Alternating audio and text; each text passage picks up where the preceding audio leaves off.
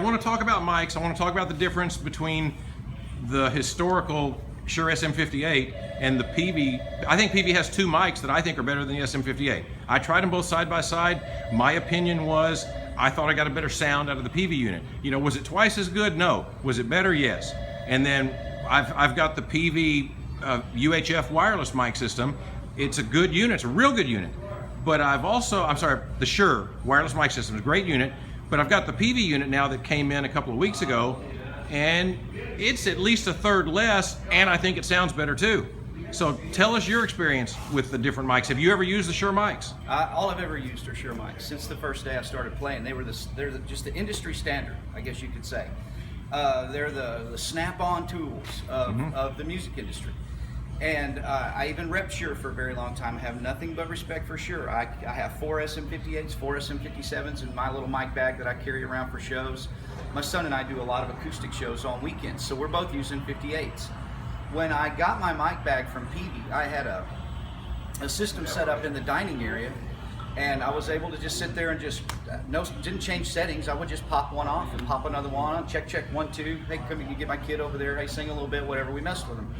And the last thing I did was I put the 58s on, and then I started going like check 1, 2, and then I'd plug in the Peavey 7, the Peavey 1, whatever it was. It didn't matter which microphone it was. It sounded really good. The EQ is different. The structure is different of it. And for me, for Shure microphones, my vocal range, I have to cut the mids, boost the highs and lows to get the sound I want. And it's a dramatic cut in the mids for me.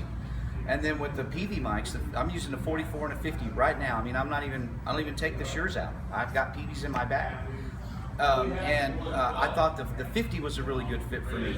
And I found that I actually had to maybe drop the lows a little bit, but I didn't have to touch the mids or highs. I'm talking about running just a flat EQ, and I loved the sound of it. And I'm not gonna go back to the Shure 58. And it's not because I'm the rep, it's because I'm a performer. When I'm on stage, I'm not the Peavey rep, I'm Scott Cowan trying to make money.